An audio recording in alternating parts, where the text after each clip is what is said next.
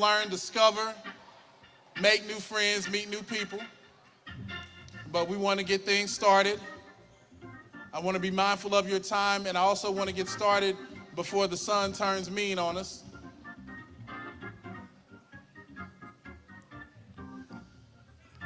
First off,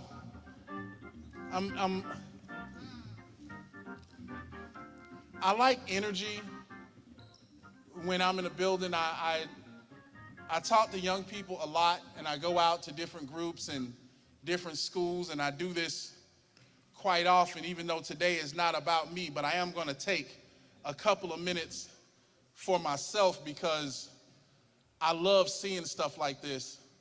I love being around young people, and so what I'd like to do, if you're able and if you want to cooperate with me here for just a minute, not going to have you do anything crazy. I just want to know that you're here. There are 500 of you here. So I want to make sure that we know, I want to make sure St. Louis knows that all of you are here. So if you can give me a round of applause, a cheer or something.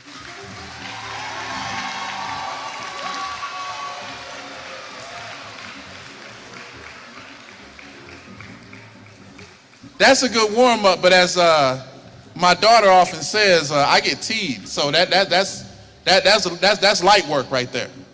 But I want to call each and every one of you out by the name of your center. So I want to make sure that I have everybody I'm supposed to have in the building.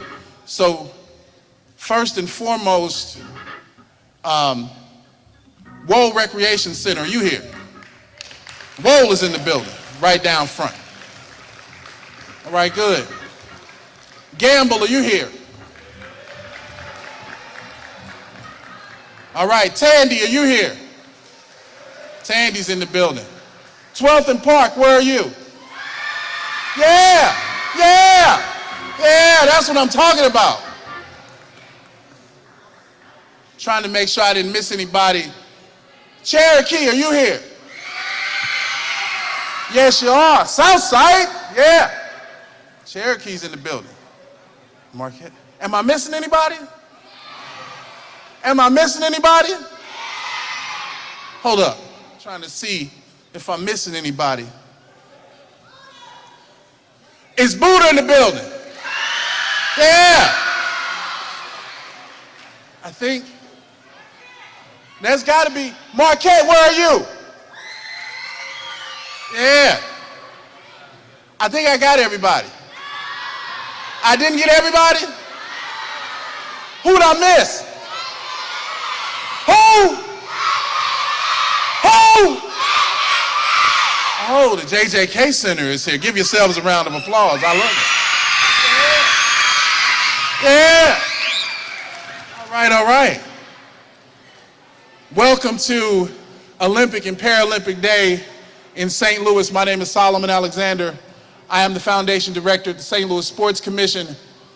I would like to thank Washington University for hosting us. Everybody, please give this wonderful institution a round of applause for hosting us today. Olympic and Paralympic Day in St. Louis commemorates and celebrates St. Louis's Olympic legacy as the first North American Olympic city. The first Olympics to be held in America were held right here in St. Louis, right here on the campus of Washington University. It is also the first Olympic Games where gold, silver, and bronze medals were awarded. There is history here. There is greatness here. You are among greatness. You are within great walls. You are standing on great ground. All of this is intentional. All of this is on purpose, because we are hoping that some of this greatness will rub off on each and every one of you. Like I said, I had to take a few minutes for myself. I get energized in front of young people. It is so wonderful for you to be here, but this day is not about me. It is about those greater than me. So I'm going to step aside briefly here I'll be back later on with instructions and what we're going to do outside. But I would like to introduce our MC for the morning. Wow. I sometimes when you get a little bit older and you get to be in the presence of people that you look up to and your own heroes, it kind of chokes you up a little bit. And like, I'm not faking here, so if I start crying, don't laugh at me. But first, I want to introduce our MC who will take over from here. He's a co-host of Today in St. Louis for News Channel 5. I've watched him cover sports in this town way back when I had hair. And he is an awesome person and a great advocate for St. Louis and for young people. I would like you to give him even more energy than you gave me. Ladies and gentlemen, Mr. Rene Knott. Am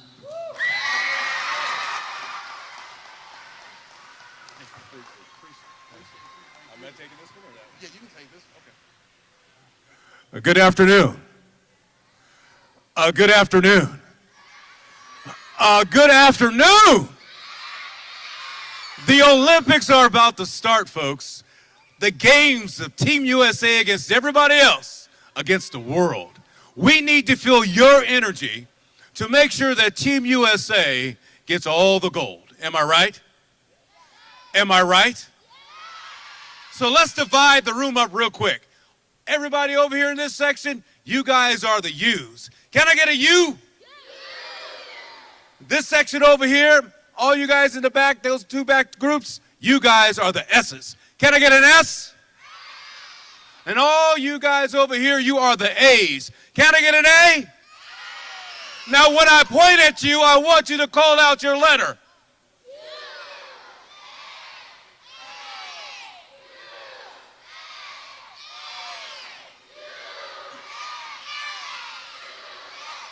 Yeah, that's what we're talking about. Welcome, welcome everybody. Do you know back in 1904, the grounds that you walked across today were the home to the Summer Olympics. The first ever Olympics to be held in the United States. Think about that for a second. Your hometown, St. Louis, the first to ever host the Olympic Games. Now here we are, 120 years later, the Games are in Paris. We had the Games before Paris had the Games. Paris had the Games for the first time in 1924. So that says a lot about how good America is. How good you guys are? Well, great. And that's what brought out a lot of folks here to you to meet and to understand what it takes to be a U.S. Olympian. When I call out their names and their recognition, I want you to shout for them just like you shouted for Team USA. Can you do that? All right. First of all, please say hello and welcome the chair of the St. Louis Sports Commission and the chair of the St. Louis Olympic Legacy Committee, Mr. Mike Loynd.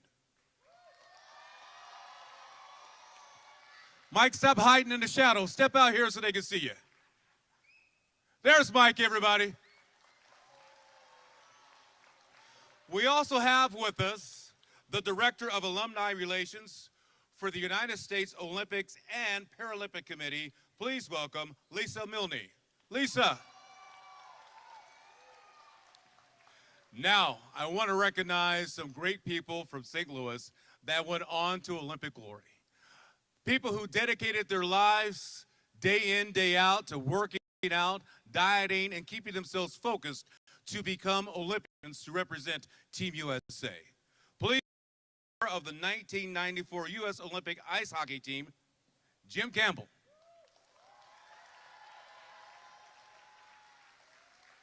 Come on, Jim. Please welcome the triathlete competing in the 2008 Games in Beijing. Please welcome Sarah Haskins.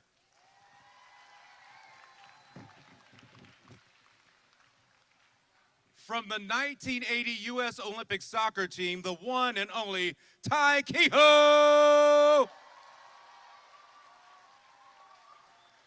And then there's the tallest man on the planet, well, at least in this room, a member of the 2008 U.S. Olympic men's volleyball team and a former Vianney Golden Griffin, am I right? Am I right?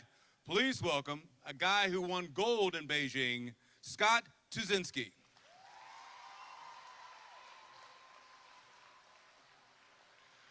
Now, a lot of folks here have a great idea about our very special guest of honor. But some of you may not know about all of her accomplishments because they happened quite some time ago. So here's going to give you an idea about what she has done. Please pay attention to the screen behind me. As one of the most decorated female athletes of all time, Jackie Joyner-Kersee dominated the track and field circuit for 16 years. She won 3 gold, 1 silver, and 2 bronze medals spanning 4 Olympic Games during her illustrious career. At the 1984 Olympics in Los Angeles, she won the silver medal in the heptathlon. 4 years later at the Games in Seoul, South Korea, Jackie struck gold in both the heptathlon and long jump. In the 1992 Games in Barcelona, she won gold in the heptathlon and bronze in the long jump. And in her final Olympic appearance at the 1996 Atlanta Games, she won the bronze medal in the long jump. In addition, she won a total of 4 gold medals at 3 different World Championships and finished first in the long jump at the 1987 Pan American Games. Sports Illustrated named Jackie the greatest female athlete of the 20th century. On 3 different occasions, she was honored by Track and Field News as the World Athlete of the Year. She was also named as the top American athlete 5 times. The March 2002 issue of Ebony included her on its list of the top 10 greatest African American women athletes. Jackie still holds the world record in the heptathlon and is the U.S. record holder in both the heptathlon and long jump. In 2004, she was inducted into the U.S. Track and Field Hall of Fame.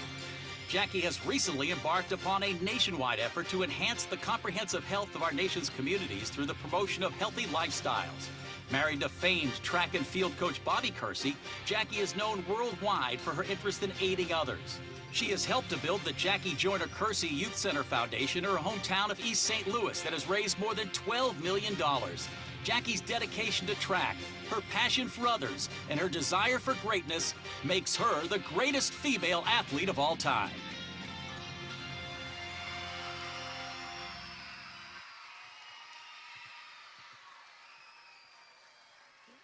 Needless to say, she was pretty good. Ladies and gentlemen, boys and girls, please welcome 6-time Olympic medalist in track and field, winning 3 gold, 1 silver, and 2 bronze. She also still to this day holds the world record in the heptathlon. She's simply known as the best, the greatest. Ladies and gentlemen, JJK Jackie Joyner-Kersee!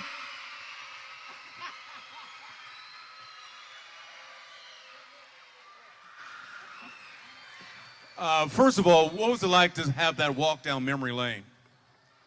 Always bring back great memories, but for me, it has always been about the people who helped me to get there. Mm-hmm. And Coach Nino Fenoy, who is still coaching, still to this day, and he saw something in me that I did not know that I had, and all I ever wanted to do was just show up, have fun, and didn't know that I would eventually go on and win medals. Yeah. And Yeah.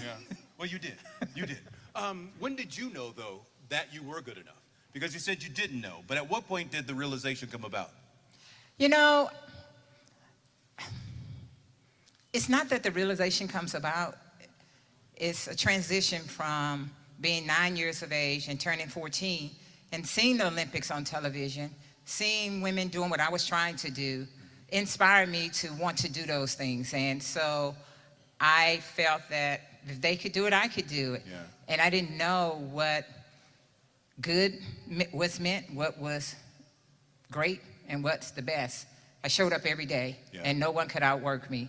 And I knew that every time I stepped on that track, you're gonna get 100% out of me. And wherever that position put me, then I knew that collectively we had done the work. I asked you this before about staying where you are, because you could be anywhere in the world. In fact, you were just in Germany not that long ago on a trip. But you stayed here, you stay in East St. Louis. What is it that you want to symbolize as Jackie Joyner-Kersee to the young people out here today? You know, I think it's very important that we don't ever forget where we come from. Growing up in East St. Louis, all I heard was, it's a bad community, nothing good come from there. But there's a lot of great people trying to do some incredible things. Yeah. And I wanted, just like we have majority of our students here today, I want them to be able to touch and feel and know that it's possible, that you can live anywhere in the world, but never to forget where you come from. And so for me to be back here in this community means the world to me. Yeah, that's wonderful. That's wonderful. You talked about touching and feeling. We've got some things we want you to touch, please. I want you to explain some of the items here that are on the table. I know a couple of them because, you know, I ran with batons and I've used this before. But what is this thing? That's a shot put. That's the You want to take it because it's heavy. Right, that's the men's version. Oh. Let me put that back. This is the men version. So how heavy is the men's? I think it's 16. 16 pounds. You got to throw it. Yeah, toss it. Toss it. Yes. So how heavy is the women's? Right at 8 pounds, 8 ounces. Okay. And then this is what here? That's the hammer. The hammer. Yes. How does that work? So this is about like what we throw. And you swing around and throw that thing. Yeah, wasn't one of my events, but. Okay. Now you're good at throwing this thing right here. Sometimes. The javelin. Yes. Don't throw it today, by the way. This is the men's javelin, but this is the javelin. It sometimes could be my nemesis, and sometimes it could be my best friend. It just depends. Uh-huh. As long as I threw it down the middle and not out the sector. But it was the determining point in the heptathlon, those you know we have points we have to accumulate. Right. And on the second day, the first event is the long jump, then second event is the javelin, then the last event is the 800 meters. Wow. I like how you got right back into your stance when you picked it up too. Turned the hips and everything, you're ready to go.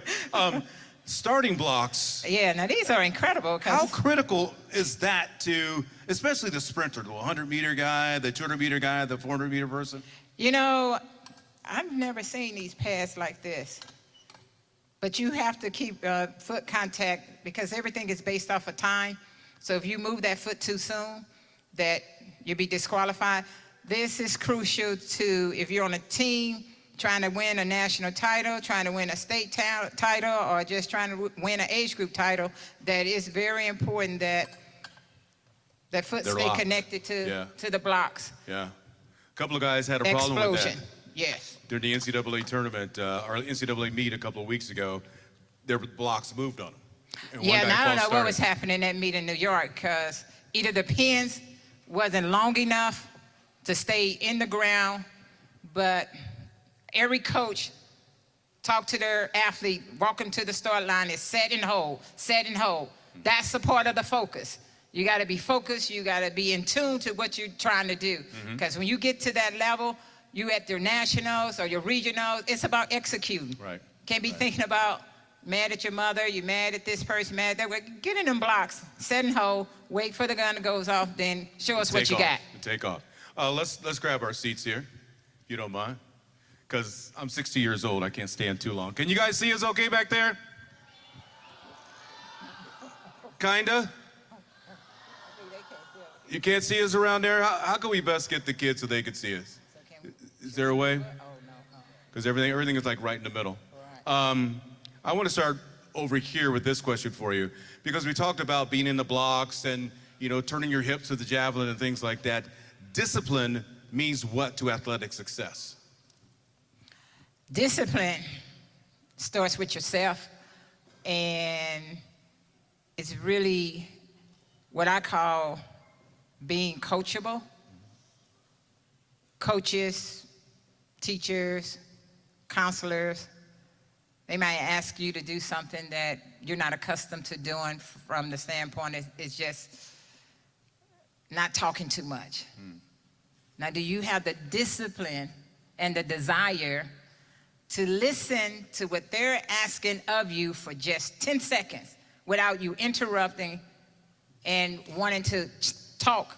So putting in the work, showing up every day, sacrificing, doing something you might not like doing, but then sticking with it every day. How did you stick with it every day? Because you had to overcome quite a few things. Asthma, one of the things you had to overcome. I'm sure there were days that you couldn't breathe and it was hot and the grass was cut and you didn't want to go out there. What kept you going out day in and day out? Dreams and having a goal. And knowing that I have to put in the work. My coaches and everyone would train me, and all I had to do was just show up every day. And showing up with a positive attitude, because I love being out there. It didn't matter if it was 100 degrees plus or if it was pouring down raining. I'm going to show up, and I'm going to be the first one there, and I'm probably going to be the last one to leave. So did you have much of a life outside of track and field? Oh, yes, I did have a life. Okay. Because a lot of kids are like, well, I don't want to give up, my PlayStation and all these other things I like to do, my friends, this, that, and the other. There are sacrifices that you have to make, but with those sacrifices, you still have a life. Yes, that's when you come back to the discipline. You have to show up every day. You can't, well, some do. Preparation is everything. Planning, and a part of the planning, these are the things that you need to do. And so if you show up for practice, maybe it's 2 hours or less, then you're going to have time to go do some of the other things you want to do. But I think that's a part of the discipline, is that if you really want something bad enough, that you're going to show up and you're going to listen and execute to the best of your ability from what your coaches are asking you to do. Because your parents, your brother, your sister, your coaches, they can't want it more than you. They could be there to give you that support, but you have to want to be there. What does, you did a lot of winning, but I don't know if you won every time you took the track. How did you learn to accept losing? Not that, but as, okay, I'm going to take something away from that. How important was it to use losing as a learning tool? So from the very beginning, when I started running track, I started running at the age of 9. I wasn't one of the best girls. My first race, I finished last.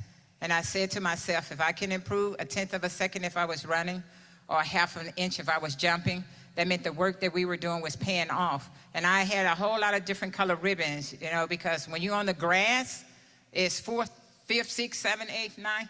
And then they have a little stand called the podium, 1, 2, 3. They get what you call hardware, gold, silver, and bronze. And I'm like, well, I want to get some hardware. So I had to figure out how. It was good having all them ribbons and all that, but I wanted to get some hardware, and not knowing the top 3 make our national teams.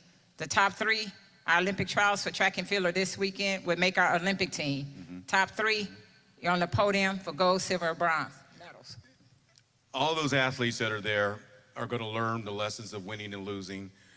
But you put all that training in, and it comes down to 1/10 of a second, 1,000ths of a second, and everything else.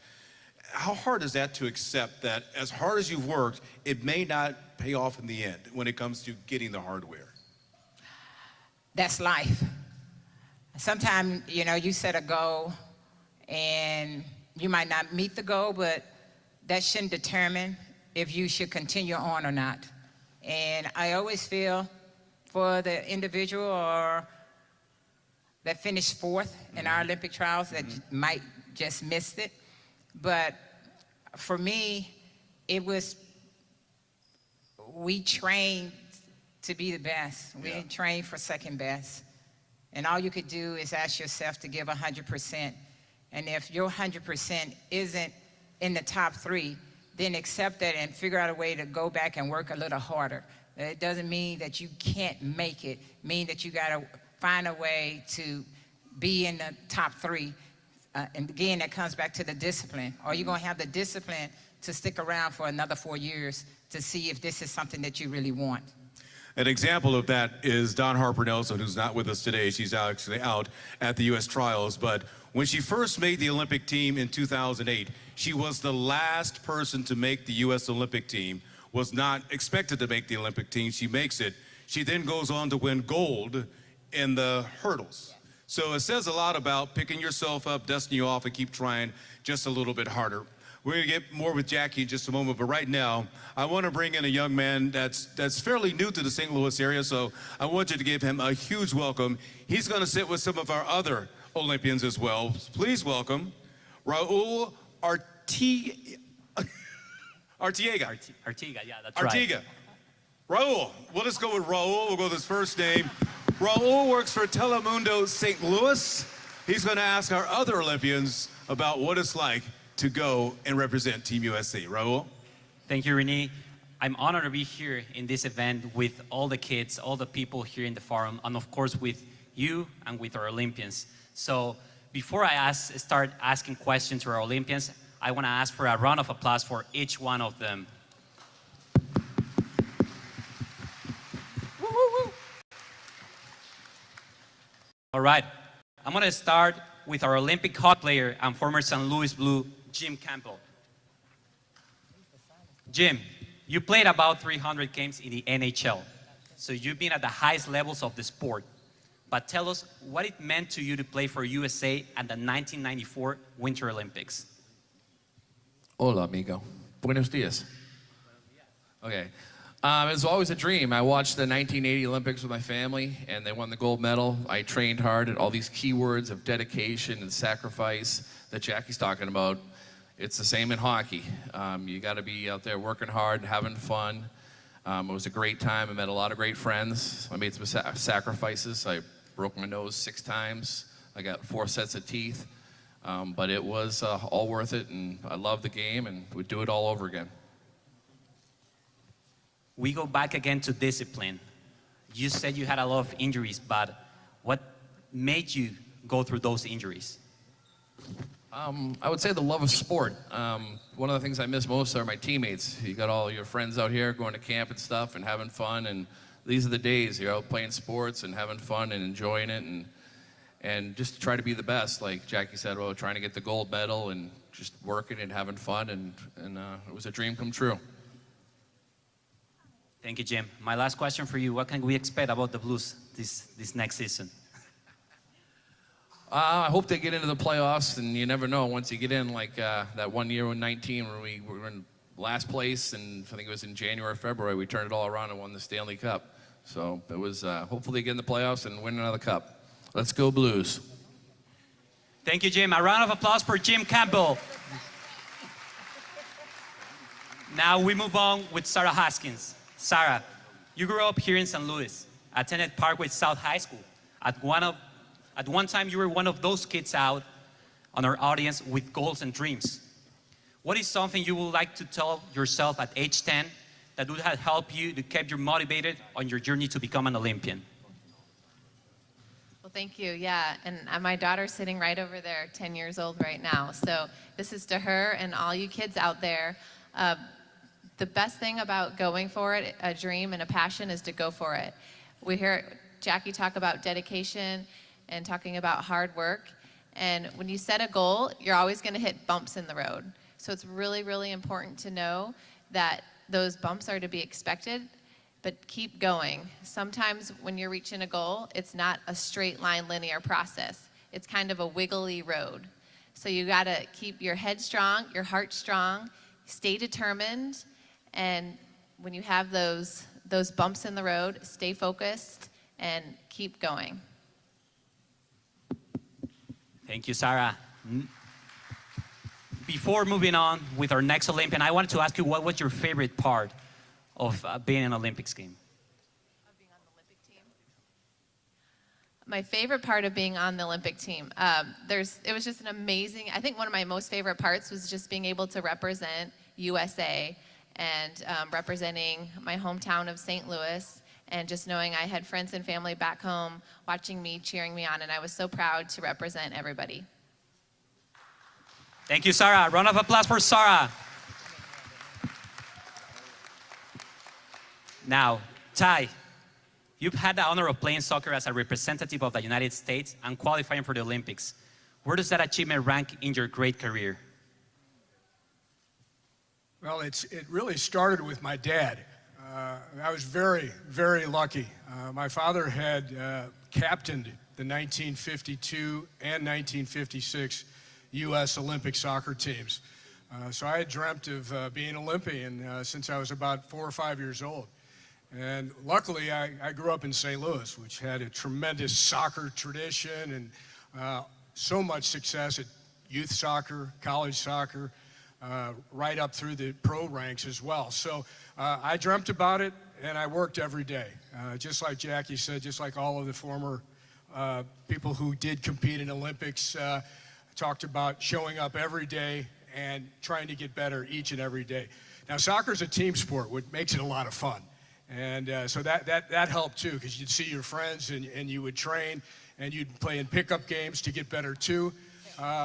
So everyone here alongside me and Jackie actually got to go to an Olympics. The 1980 team, we qualified. We beat Costa Rica in San Jose, Costa Rica, which was a big accomplishment. And that was the last game that we needed to be able to qualify for the 1980 games, which were in Moscow. But because of political issues and a war in Afghanistan that the Russians had started, President Carter, 6 weeks before the Olympics, a bitter disappointment, he boycotted those games. So I was on the Olympic team, but we did not participate. And it's something I had dreamt about, because I know my dad had marched in 2 Olympic parades, and I didn't get that opportunity. But that is sometimes the disappointment that you have to take along with the success. I got to play professionally. So I take that as something that I was able to do that my father was not able to do, because there wasn't enough pro soccer in those years. But to wear your country's jersey, to represent the United States and to represent St. Louis, there's nothing better than that, except maybe having grandchildren. They're right up there. So anyway, you guys have a great day. Thank you, Ty. We appreciate it. Now we move on with Scott Zusinski. Scott, it was 2008 in Beijing in China. You find yourself with your teammates on the volleyball court in a gold medal match against Brazil. In fact, we have that clip of that big moment. Let's watch that now. They're not dead yet. But it all comes down to this. They have to get a point on serve here, or this is all over. One decent service reception could see gold for the United States. It's Andre Heller who's serving, and he can't be too aggressive. He's got to put this in play, and does. Pretty with the tape. Where's it going to go? Stanley! It's come back! Stanley again at the second time of asking, and that'll do it! It's all over. The 20-year wait for the men's volleyball team from the United States is over. This group has emulated the class of 1988. The United States class of 2008 of just won gold. So their reign, Brazil's reign as champions, is over. They have to settle for silver this time. But what a story this is. Lloyd Ball, in what might be his last major competition, his 4th Olympics, finally comes up with a medal, and it's a gold as well. Incredible match, it really was. Brazil, I'm sure, will look back at missed opportunities, but this is America's day. All right. Scott, as you watch that highlight now, do you remember what you were thinking leading into that gold medal match and during the moments after your team won that gold medal? Yeah, I mean, pretty big accomplishment for us for sure. You know, you don't really ever think about the end, right? You know, you go through each minute, each day, each practice, and you keep on pushing. You know, try to get 1% to 2% better every single day, and just see where it goes. Luckily, a month before that, we had beat Brazil in front of 24,000 fans for our big $1 million tournament. And so we knew we could have done it. We knew we could have won that moment and thrived. And after we got done, I might have said a couple of bad words, but I was excited, you know, that it was like, holy crap, I actually finally did it. It was my first Olympics, and it was all my best buds right there on the television. And, you know, just like all the other Olympians up here, you know, you're amazed that going to the Olympics of what you get, what you're able to represent, and specifically being from St. Louis and representing the city. But winning a gold medal is definitely icing on top of the cake. we had a little demonstration of track and field equipment from Jackie. Now let's see what Scott can show us with a volleyball. Yeah. Okay. Two volunteers here with Scott.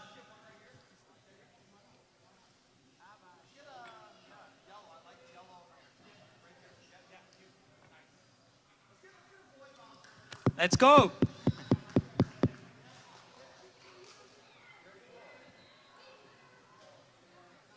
You got it? All right, Scott, what can you tell us about what you're about to demonstrate? Yeah, we're going to demonstrate a serve. So my son, 13-year-old son up there in the white hat, thanks Logan for letting us use his volleyball today. We're going to demonstrate how to serve a volleyball. And so it's the first skill that you always do on a volleyball court. Referee blows the whistle, you get back and you get ready to go. And so she's ready to bump, I love it. And so, you know, it's the fastest way to score a point in the game of volleyball is by serving an ace. And so we're going to demonstrate just the standing float serve today. I always talk about, you know, does anybody know music out here? Anybody interested in music? Do you guys all know about your boy bands? You know, you got 98 Degrees, Backstreet Boys, NSYNC, One Direction. So we're going to get that with the little kids here now. So let's all face out here.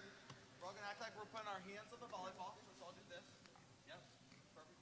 So as we come out, we kind of load our arm. We call that the Backstreet Boys right there. So we load our arm back. As we get in this position, we got 90 degrees. We'll toss the ball up into the sink, and then we'll hit the ball through in one direction, through the target, over to the other side of the net. And so if I got you right here, let's just maybe come over here. And get ready to catch the ball, so I'm going to hit it to you, okay? So as I'm in this position, I'm going to get nice, easy, and I'm going to, whoa, nice try. You tried to bump it. Round of applause. Let's see if she's got it here. You hit it back to me if you can. Toss the ball up and hit the same thing. Yes, that's awesome. Oh, wow. Wow.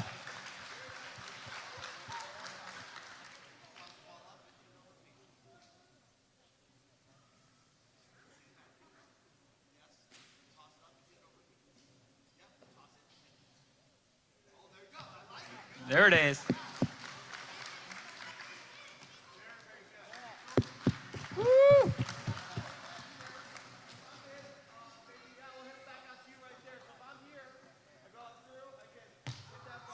There it is. All right, how about a round of applause for Olympic gold medalist Scott Tuszynski? Thank you, Scott, and thank you to our fellow Olympians here. Let's give one more round of applause to our Olympians right here, guys. A round of applause for them.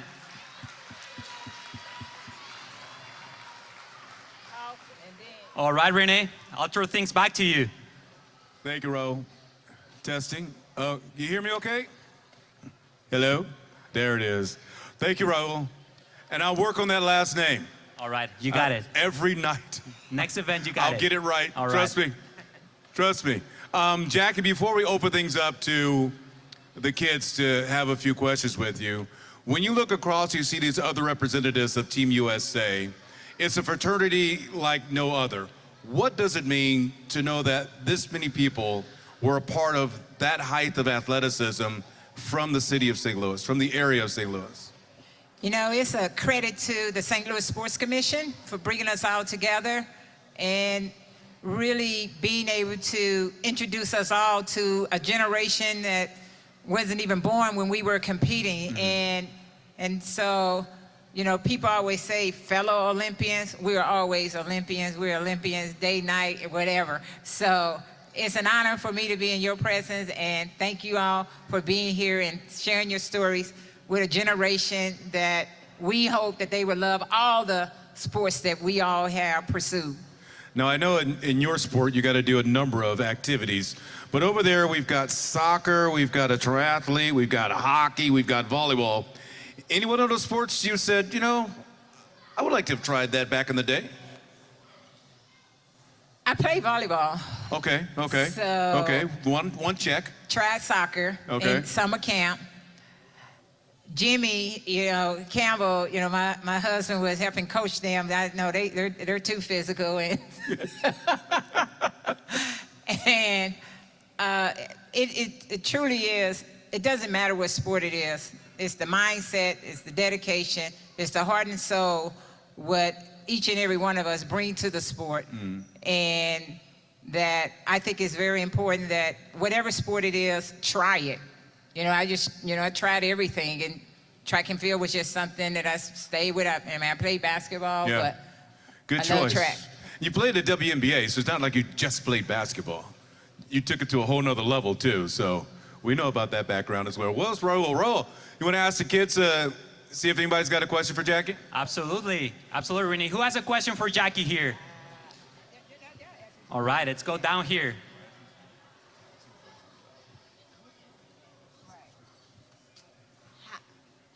How did you get into the WNBA after at the Olympics, or did you go before? So the question is, how did I WNBA? So prior to the WNBA was the ABL. So I played in the ABL, and the ABL season aligned with the basketball season versus track and field. The WNBA played during track and field season. So my heart and soul was always in track, and so that's how I was able to do it. All right, who else wants to ask a question here? Let's go that side. Let's go this side.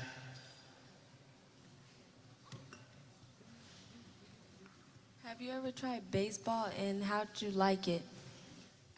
Did I ever try baseball? I tried softball. I wasn't great at catching the ball. I was afraid it was going to hit me in my face. And so I wanted to play where I thought the ball was least hit, and I thought that was on the right field. So, and for whatever reason, the ball kept coming that way. So I would just stick my glove on and say, oh, God, please, please let the ball just fall in there. But anyway, I love baseball, softball. I love watching it, but it's not something that I really wanted to do. Understandable. All right, let's go here in the back. Let's go.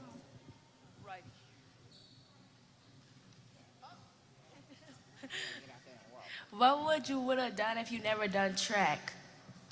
Wait. What was it? What was the question again? What would you would have done if you never done track? If I never tried track, what else would I have What done? would you be? What would you think you would have become?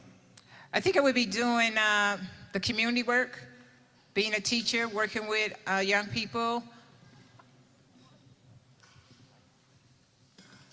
Oh, what WNBA team did you play on?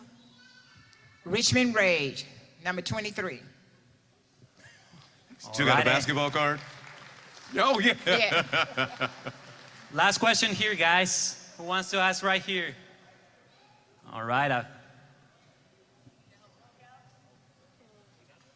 No.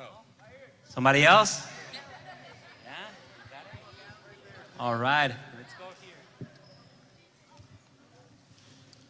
What's the longest you have trained? The longest I have trained? Ooh. So a training day for me was designed like my competition day. So when I was training for the Olympics, I would put in at least 8 hours a day. Yes. That's a My long running, shift. my jumping, my throwing, my conditioning. All right, I got here a very last question. What was your favorite sport that you played? So my favorite sport versus my favorite event. Sport is always track and field. The event that I love was long jumping. All right, a round of applause for Jackie again. Yeah. Back to you, A round Renee. of applause for the kids. Great question. Great question. So we know what event you enjoyed. What event did you not look forward to? 800 meters. That's a pain, isn't it? That is a pain. Last event. Oh. Hey, before we head out to do a little running on the field there at Francis Field on the track, I want to ask you one last question because it's one of the most iconic symbols in all of sports. It has only been displayed here in St. Louis for just a few years now. But to see the Olympic rings, when you see them, what does that mean to you? Seeing the Olympic rings, and they're very symbolic to me, greatness, the participation,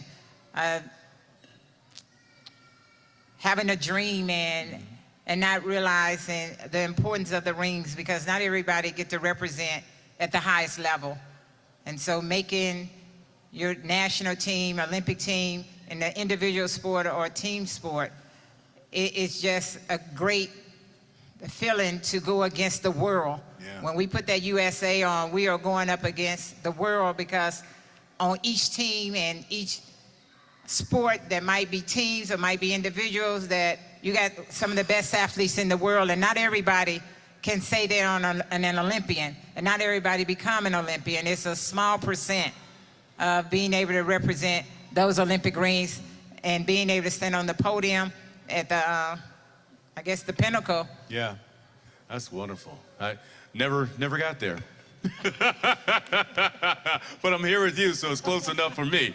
A round of applause for all of our Olympians who are able to join us today. Thank you so much for being here. Thank you for representing St. Louis at the highest level.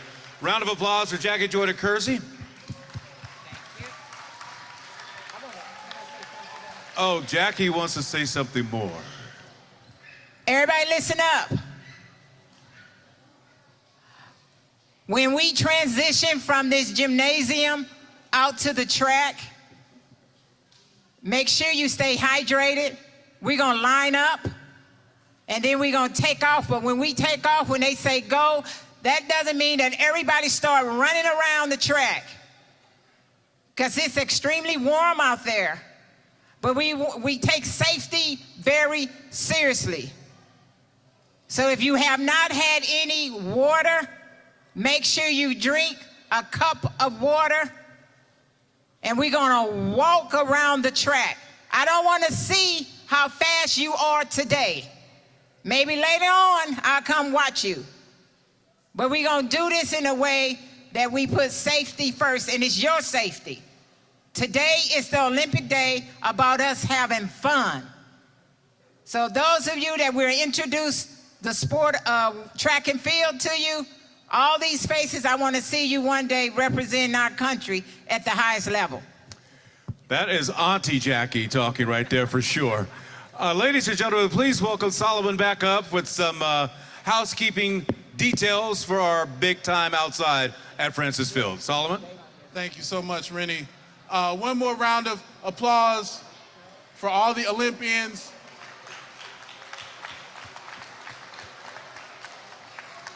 Now, hold on just a second. If I can have everybody to please have a seat. We're not getting up just yet. Have a seat, please. Please, please, please. Have a seat. Have a seat, please. We're not up yet. Have a seat. Have a seat, please.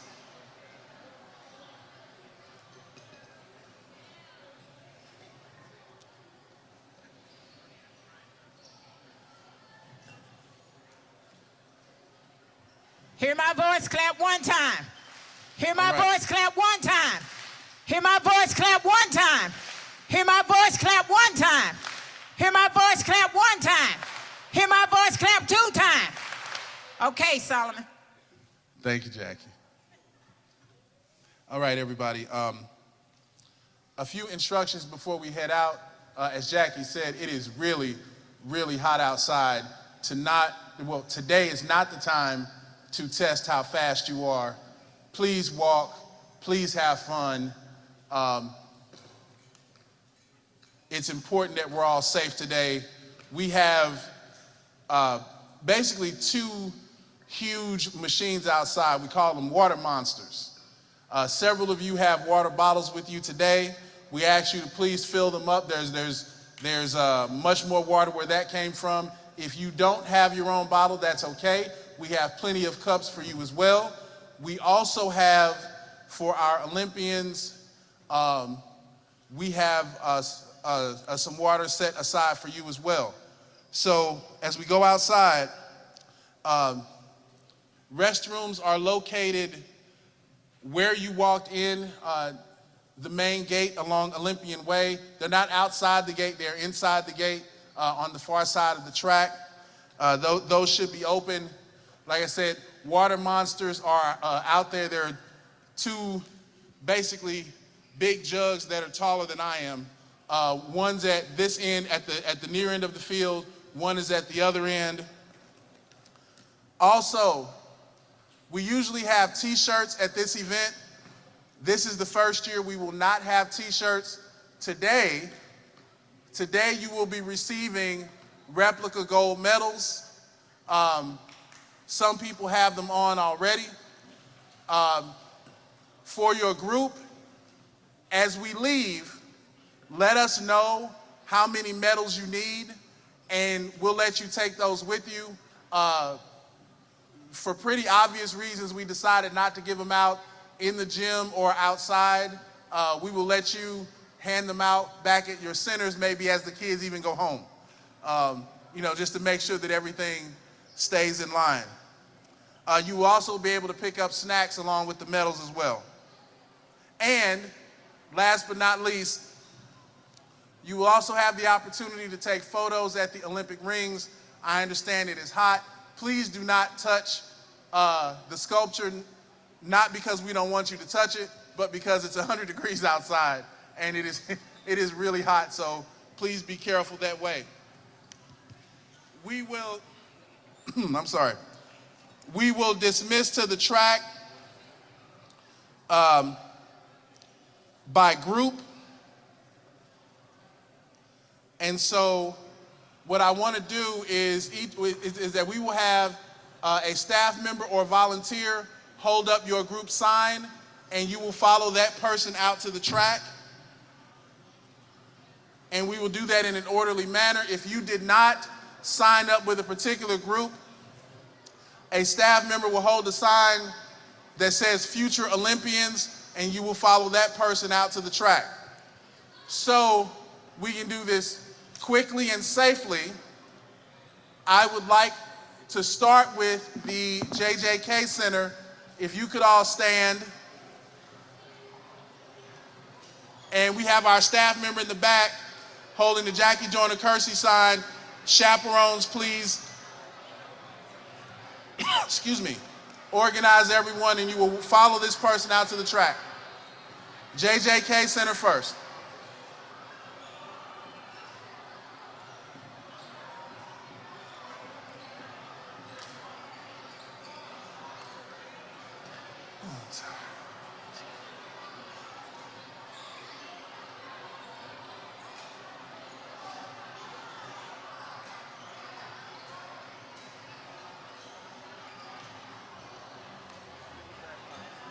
In my back. Thank you, man. Appreciate it. This ain't the time to be cool. No, not me. Not me.